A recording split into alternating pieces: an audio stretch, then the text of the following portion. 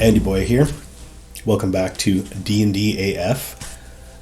This episode I wanted to focus on some movies that I enjoy. Some of them more than others. That I think really capture the spirit of the game of Dungeons and Dragons. In some cases the game itself. In some cases it's the setting itself, that generic fantasy setting that seems to be present in every Dungeons and Dragons game. Otherwise it wouldn't be Dungeons and Dragons. No, I'm not just talking about, you got your orcs, you got your elves, you got your wizards, monsters, dragons, that sort of thing. There's plenty of movies with that sprinkled all over the place. There's billions of fantasy movies. Hundreds of fantasy movies.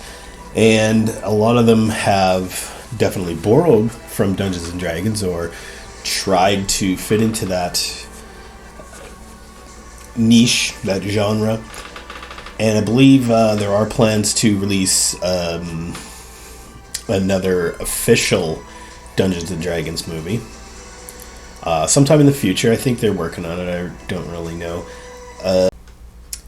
Now, the first movie that I have to mention is, of course, the existing Dungeons and Dragons movie. It's by no means a good movie, but it's watchable, especially if you're into Dungeons and Dragons, because, of course, it does stick to the kind of parameters that are in all the rule books, kind of sticks to the character classes, different character races in terms of like dwarves and elves and humans, of course.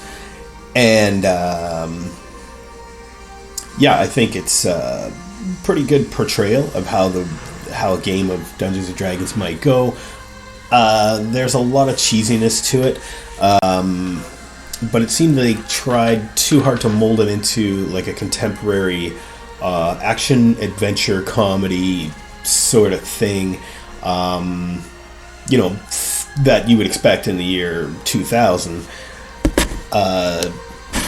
Now I think they kind of failed, dropped the ball on that, just because it's pretty dumb.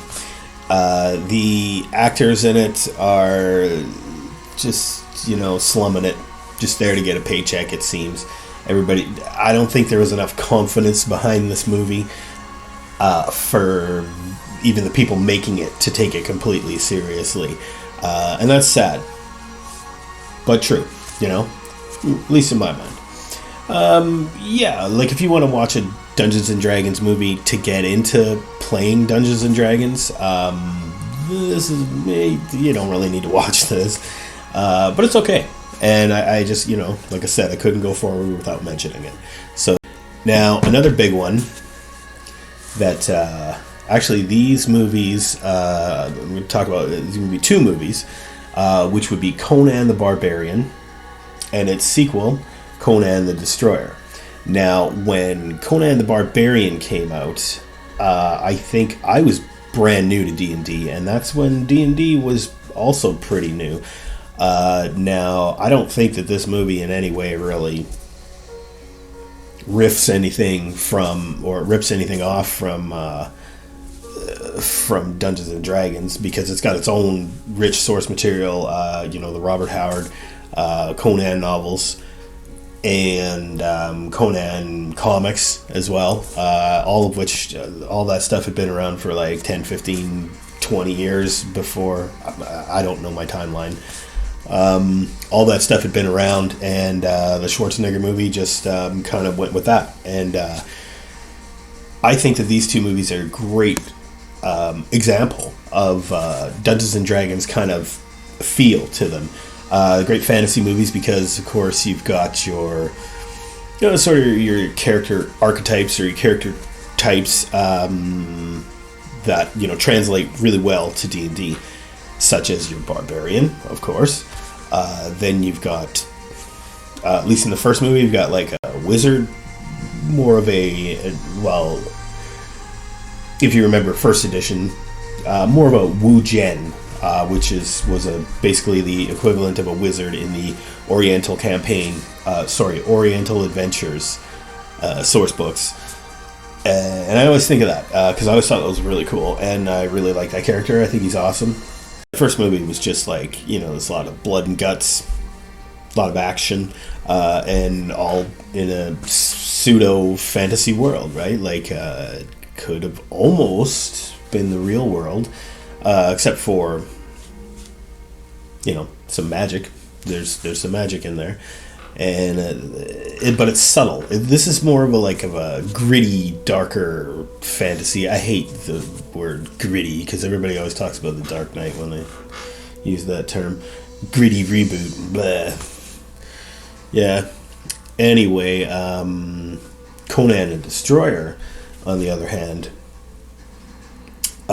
which is a inferior movie, has even more like Dungeons and Dragons sort of stuff in there.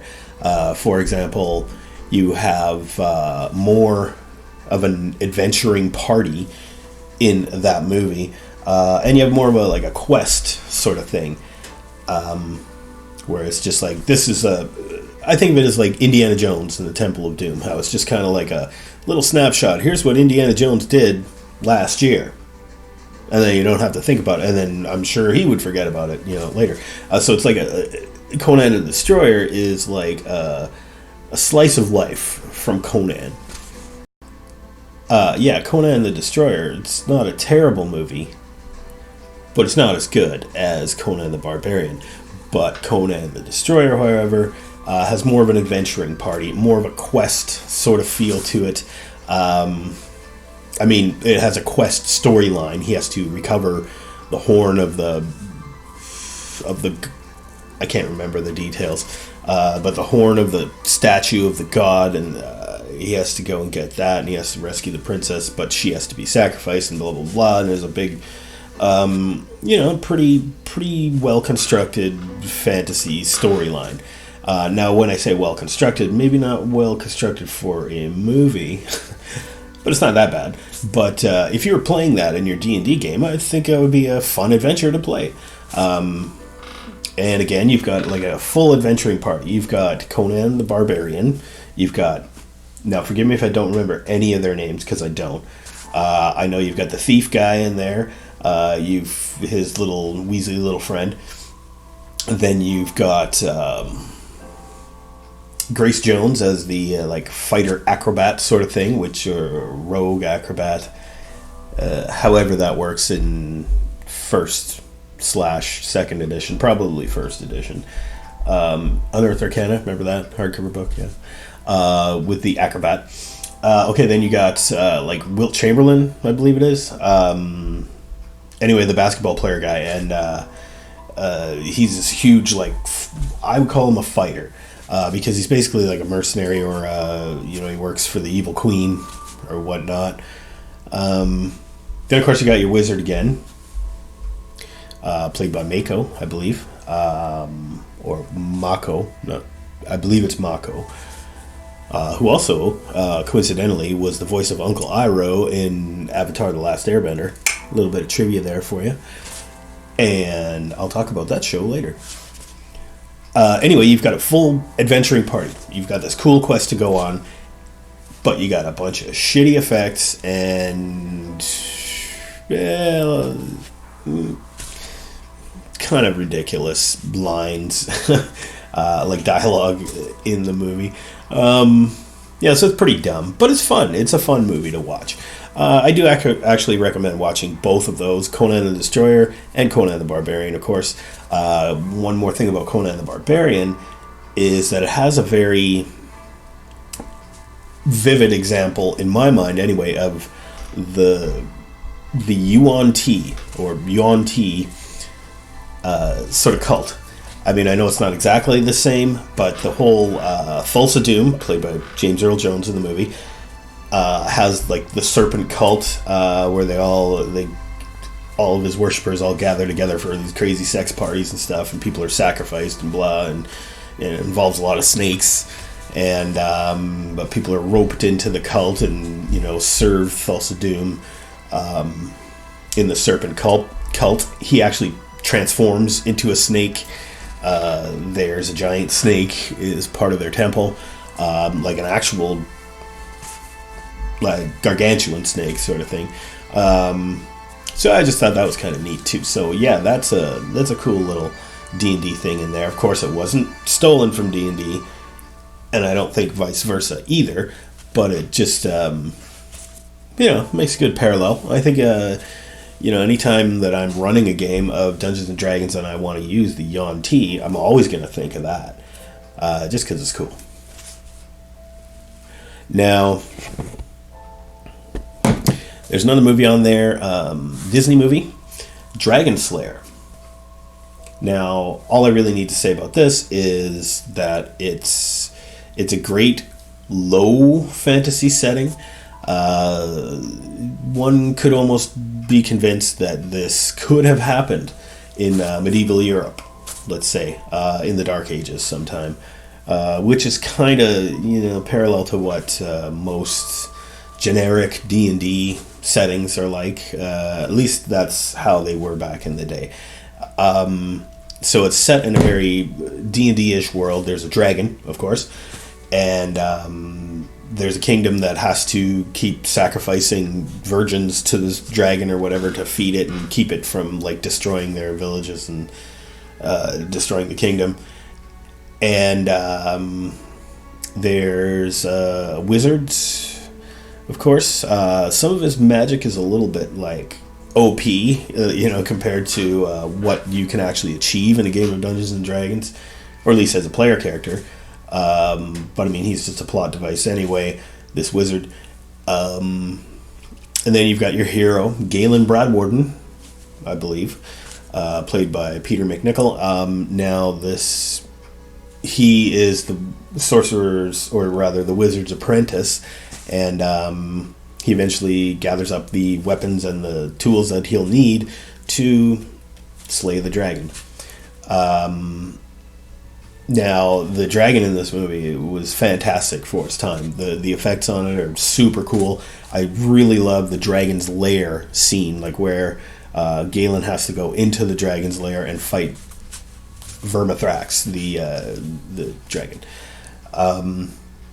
Fantastic. I mean, it's a very long movie, or at least I found it to be very long, and it kind of drags a little bit, but this was back in the day when they made movies. They didn't just make a boom, boom, boom, boom, boom, action, action, action, action, comedy, drama. You have to cry at the end and then it's more action. They didn't make movies like that back in the day. There wasn't, what was this, like early 80s?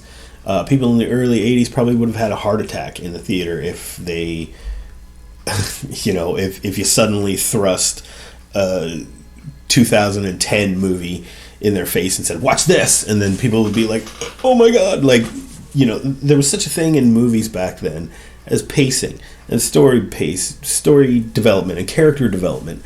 Nowadays everything's so forced and so bang on, and it's like you don't want to waste anybody's time.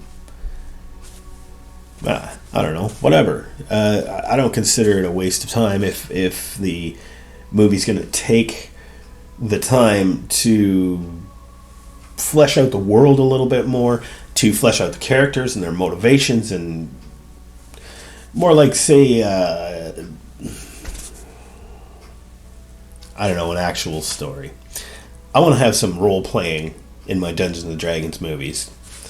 You know what I mean? Like, I don't just want to see what it looks like to have all these characters fighting orcs or fighting goblins and dragons and whatever. I mean, of course I want to see that stuff, but I want to see what are the characters like. So there's Dragon Slayer. Dragon Slayer, I think, does a good job of those things, and it's also a quality movie. And yeah, if you're too young to appreciate a movie that actually takes its time, then maybe this one's not for you. But I think it's a deep story. It's cool. It's also has the guy that plays the Emperor, Emperor Palpatine. He's in it, and he gets, I believe, eaten by the dragon or roasted. Definitely roasted by the dragon. And he plays a priest, I believe, and it's a very somewhat of a brief role. But I was like, hey man, it's Palpatine. Yeah, anyway, good movie. Check it out.